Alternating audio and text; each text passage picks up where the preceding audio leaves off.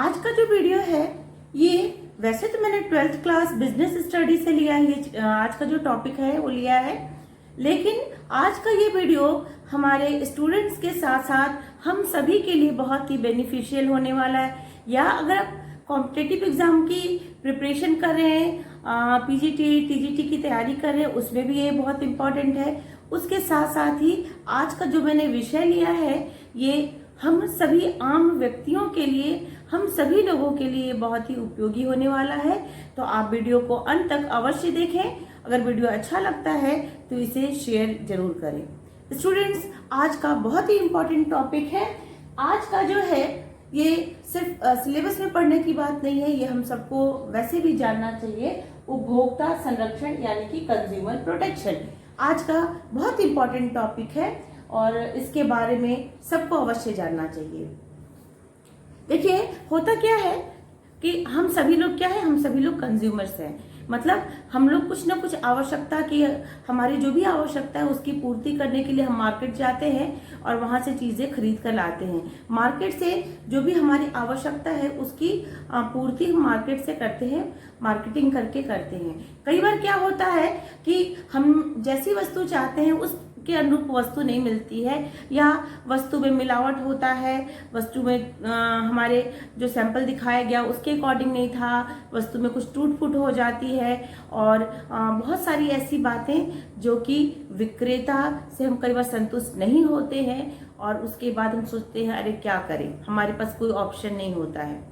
तो सबसे पहले हम सभी लोगों को जागरूक बनना पड़ेगा, तभी इस प्रकार की जो समस्याएं होती हैं, मिलावट की, खराब क्वालिटी की वस्तु दे देना, वस्तु की जो गुणवत्ता बताई गई थी उसके अनुरूप वस्तु नहीं होना, भ्रामक विज्ञापन देना, यानी कि ऐड में आपको कुछ और बता रहे हैं, वस्तु जैसी है उससे बढ़ा चढ़ा के वस्तु के बारे में बता रहे हैं। तो इन सब के खिलाफ हम कुछ एक्शन ले सकते हैं। हम सभी उपभोक्ता, आज के समय के उपभोक्ता को वो जागरूक उपभोक्ता है और उसके साथ साथ ही गवर्नमेंट ने भी, सरकार ने भी उन्हें बहुत सारे अधिकार दिए हैं। तो हम अपने अधिकारों का प्रयोग तो तभी कर पाएंगे जब हमें अपने अधिकारों के बारे में सही से जानकारी होगी।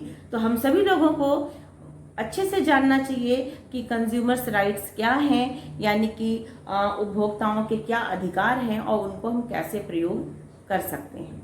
बहुत बार क्या होता है कि हम किसी संस्थान में जाते हैं, मार्केट से दवाई लेते हैं, फल लेते हैं, राशन लेते हैं, बहुत कोई भी चीज लेते हैं, या ऑनलाइन आप मार्केटिंग करते हैं और आपके अनुरूप वो चीज नहीं आती है लेकिन फिर भी आप उसको रख लेते हैं, छोड़ो क्या करना है। नहीं, आपका हक है कि आप उसके अगेंस्ट जाकर आप अपने अधिकार का प्रयोग करते हुए आप मांग कर सकते हो कि हमें इस प्रकार की वस्तु क्यों दी गई, और उसके लिए सरकार ने बहुत सारे अधिनियम बनाए हैं, बहुत सारे प्रावधान हैं। तो चलते हैं इसी के बारे में हम लोग समझते हैं। बहुत ही इंपॉर्टेंट है, बोर्ड एग्जामिनेशन के लिए भी बहुत इंपॉर्टेंट है और जितने भी कॉम्पिटिटिव एग्जाम हैं उन सभी में ये पूछा जाता है।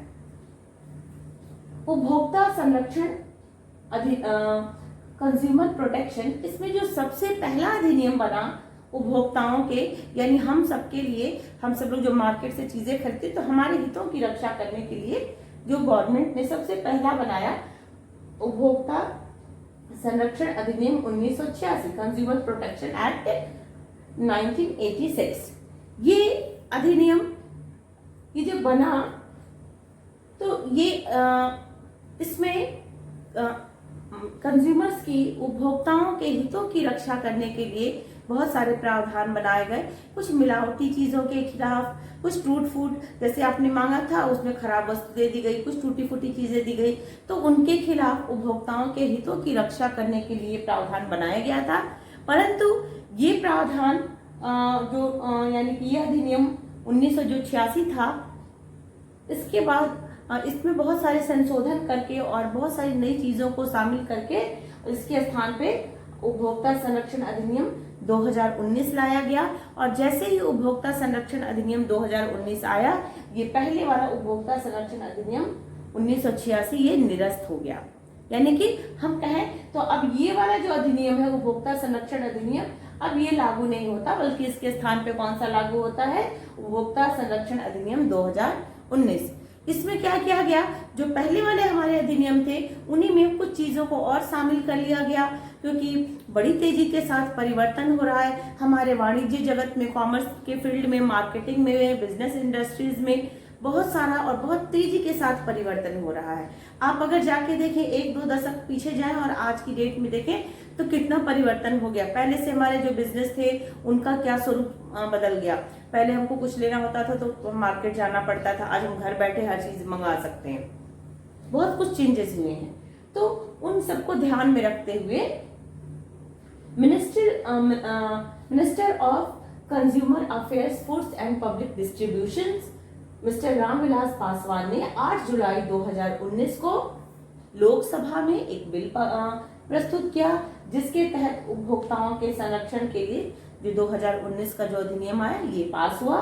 इसमें ये इन्होंने प्रस्तुत तो किया था 8 जुलाई 2019 को, श्री रामविलास पासवान जी ने लोकसभा में 8 जुलाई 2019 को इसे प्रस्तुत किया था, जिसे 9 अगस्त 2019 से लागू कर दिया गया। और इसमें पहले वाले जो उपभोक्ताओं के अधिकार थे उसके साथ साथ और क्या क्या शामिल किया गया, देखिए इसके अधीन उपभोक्ता संरक्षण परिषद, कंज्यूमर प्रोटेक्शन काउंसिल और केंद्रीय उपभोक्ता संरक्षण प्राधिकरण, सेंट्रल कंज्यूमर प्रोटेक्शन अथॉरिटी, इन दो की स्थापना की गई, जिससे कि उपभोक्ता के हितों की और अधिक रक्षा हो सके, उन्हें और ज्यादा मदद मिल सके। कई बार कंज्यूमर्स बड़ी बड़ी डील होने के बाद विक्रेता के समक्ष बहुत सारी समस्याएं आ जाती हैं, तो उनको उनकी समस्याओं का समाधान करने के लिए ये दो आए, क्या क्या, कंज्यूमर प्रोटेक्शन काउंसिल यानी कि उपभोक्ता संरक्षण परिषद, और दूसरा केंद्रीय उपभोक्ता संरक्षण प्राधिकरण, central consumer protection authority, CCPA, इन दो की स्थापना हुई। इसके साथ ही मध्यस्थ वाक्य यानी कि और उत्पाद दायित्व यानी कि आर्बिट्रेशन क्लॉज और प्रोडक्ट लायबिलिटीज को भी जोड़ा गया।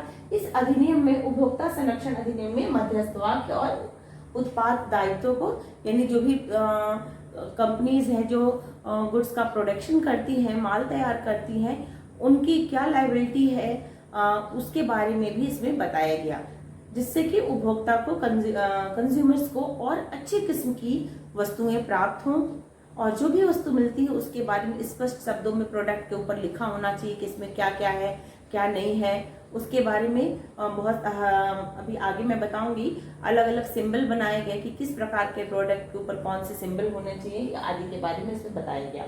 इसके साथ ही अब बड़ी तेजी के साथ हम लोग ऑनलाइन मार्केटिंग कर रहे हैं, ऑनलाइन बिजनेस आ गया ये, यानी कि ई कॉमर्स का वैसे तो अभी मेरे दूसरे वीडियो में आप देख लीजिएगा, पहले की वीडियो में ई कॉमर्स क्या है उसके बारे में बता रखा है मैंने ऑलरेडी। तो ई कॉमर्स और डायरेक्ट सेलिंग के बीच जो इसके क्या नियम होने चाहिए इसको भी इसमें जोड़ा गया। जो कंपनियां ई कॉमर्स और डायरेक्ट सेलिंग, जैसे आज हम लोग ऑनलाइन कंपनी से डायरेक्ट होलसेल से में या फुटकर क्रय के रूप में हम लोग जो चीजें परचेज करते हैं, खरीदते हैं, उसके लिए क्या नियम होना चाहिए उसको बताया गया। साथ ही अगर कोई मिलावटी वस्तु का निर्माण करता है, नकली उत्पाद बनाता है, तो उसके लिए जुर्माने का प्रावधान भी लगाया गया। अगर कोई कंपनी नकली वस्तु बनाती है, मिलावट करती है, उसमें उसकी गुणवत्ता को खराब करने वाले प्रोडक्ट या ऐसे उसमें उत्पादों का मिश्रण करती है जिससे उपभोक्ता को नुकसान पहुंचता है, तो उसके लिए भी दंड का प्रावधान, जुर्माने का प्रावधान, सजा का प्रावधान भी इसमें शामिल किया गया। तो ये कुछ ऐसी चीजें थी जो कि पहले वाले 1986 वाले अधिनियम में, उपभोक्ता अधिनियम में नहीं थी, जिसको कि अधिनियम 2019 में शामिल किया गया। इसके साथ ही और बहुत सारे अधिनियम बने जिससे क्रेताओं की, उपभोक्ताओं के हितों की रक्षा हो सके, जैसे भारतीय अनुबंध अधिनियम 1982, इंडियन कॉन्ट्रैक्ट एक्ट 1982। इसमें अनुबंध अधिनियम 1982 इंडियन कॉन्ट्रैक्ट एक्ट, इसमें जो दो पक्ष होते थे, क्रेता और विक्रेता, इन दोनों पक्षों के मध्य जो कुछ भी माल के क्रय विक्रय से संबंधित जो कुछ भी अनुबंध होता था, जो कुछ भी एग्रीमेंट वगैरह होते थे, उसमें से कोई भी पक्ष अगर उसकी अवहेलना करता है या क्रेता की तरफ से या विक्रेता की तरफ से, तो जो पीड़ित पक्ष है जिसके हितों की हानि हो रही है, वो अपने हितों की रक्षा के लिए न्याय पाने का अधिकारी है। इसके अलावा इसके बाद नेक्स्ट है वस्तु विक्रय अधिनियम 1930, सेल ऑफ गुड्स एक्ट 1930। ये क्या है? देखिए, कह रहा है क्रेता को उस स्थिति में संरक्षण प्रदान करता है जब क्रय किया गया माल स्पष्ट या गर्भित रूप से शर्तों को पूरा नहीं किया गया। यानी आपने जो प्रोडक्ट मांगा था, आपने मंगाया कुछ और था, आपके पास आया कुछ और प्रोडक्ट, आपको सैंपल कुछ और दिखाया गया था और मिला कुछ और। जो सैंपल की गुणवत्ता थी और जो आपको प्रोडक्ट प्राप्त हुआ, दोनों की गुणवत्ता में काफी डिफरेंस है। तो ऐसी स्थिति में वस्तु विक्रय अधिनियम 1930 क्रेता के हितों की रक्षा करता है। जो नेक्स्ट है वो है खाद्य मिलावट निषेध अधिनियम 1954, यानी कि the prevention of food adulterations act 1954। ये जो एक्ट है, इसके तहत खाद्य पदार्थों में मिलावट किए जाने पर और जांच में पाए जाने पे कि खाद्य पदार्थों में मिलावट किया गया है, उनके खिलाफ सख्त एक्शन लिया जा सकता है, उनके खिलाफ जुर्माना लगाया जा सकता है, उन्हें सजा तक हो सकती है खाद्य पदार्थों में मिलावट किए जाने पे। फिर जो नेक्स्ट है वो है आवश्यक वस्तु अधिनियम।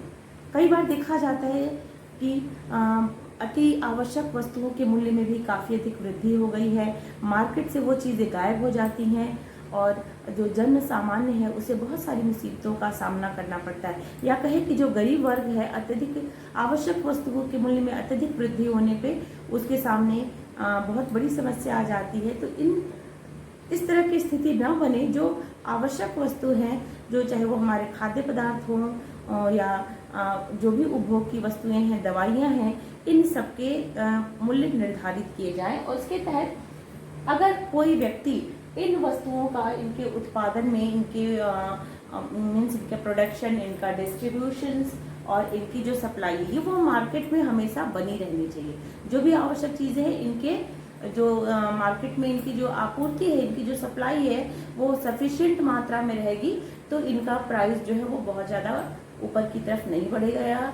और जो हमारे सामान्य लोग हैं, जो ये कम आय वाले वर्ग के लोग हैं, उनकी भी आवश्यकता की पूर्ति होती रहेगी। अगर कोई व्यक्ति जमाखोरी करता हुआ या ब्लैक मार्केटिंग करता हुआ पकड़ा जाता है, तो उसके खिलाफ सख्त से सख्त कार्रवाई की जाने का प्रावधान है और उन सभी पे अंकुश लगाने के लिए, उन्हें कंट्रोल में रखने के लिए आवश्यक वस्तु अधिनियम 1955 यानी कि इसेंशियल कमोडिटीज एक्ट 1955 ये पारित किया गया।